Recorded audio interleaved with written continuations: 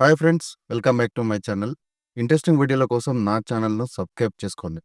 కోట Srinivasarao 1942 July 10న ఆంధ్రప్రదేశ్లోని కృష్ణా జిల్లా కంకిపాడులో జన్మించారు. చిన్ననాటి నుంచే నాటకాలపై ఎక్కువ ఇష్టం కలిగిన కోట స్టేట్ బ్యాంక్లో ఉద్యోగం చేస్తుండగానే తన నటన నైపుణ్యాన్ని అభివృద్ధి చేసుకున్నారు. 1968లో రుక్మిణీదేవిని వివాహమైన ఆయనకు ఇద్దరు కూతుళ్లు, ఒక కొడుకు ఉన్నారు. కొడుకు కోట ప్రసాద్ 2010లో జరిగిన రోడ్డు ప్రమాదంలో మృతి చెందడం ఆయనకు తీరని విషాదాన్ని మిగిలించింది. బాల్యం నుంచి నాటక రంగంలో ఆసక్తి ఉన్న కోట సినిమాల్లో రంగప్రవేశం చేయడానికి రంగస్థలంపై 20 ఏళ్ల అనుభవం గడించారు.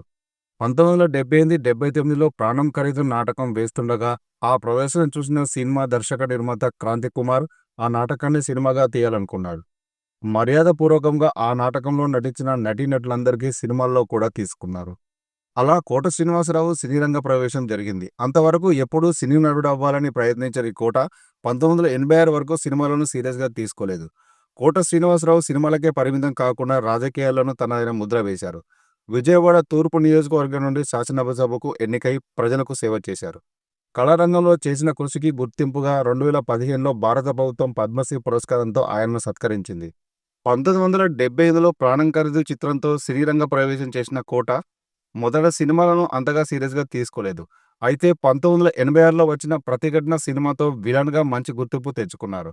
ఆ తర్వాత ఆయన నటనకు తిరిగే లేకుండా పోయింది. ముఖ్యంగా 'ఆహనా పెళ్ళంట' సినిమాలోని ఆయన పాత్ర ఆయనకు ఒక ప్రత్యేక గుర్తింపును తీసుకొచ్చింది. కోట శ్రీనివాసరావు, బాబుమోహన్ జంట ప్రేక్షకుల హృదయాల్లో ఒక ప్రత్యేకమైన స్థానాన్ని సంపాదించుకుంది. ఇద్దరూ కలిసి సుమారు 60కి పైగా చిత్రాల్లో నటించి ప్రేక్షకులను అలరించారు. వారి జంట ఉండే సినిమా మినిమం హిట్టే అనే ముద్ర ఏర్పడింది. కోట శ్రీనివాసరావు తన సినీ ప్రస్థానంలో 700 పైగా చిత్రాల్లో నటించారు.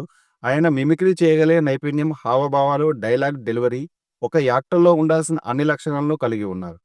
పిసినారి పాత్రలు, అల్లరి తాతయ్య, అవినీతి నాయకుడు, కామెడీ విలన్, పోలీస్ మాంత్రికుడు వంటి విభిన్న పాత్రల్లో ఆయన జీవించారు. ఎస్వి రంగారావు, కైకాల సత్యనారాయణ, రావు గోపాలరావు వంటి మహానటుల తర్వాత ఆ లోటును పూరించిన నటుడు కోట శ్రీనివాసరావు.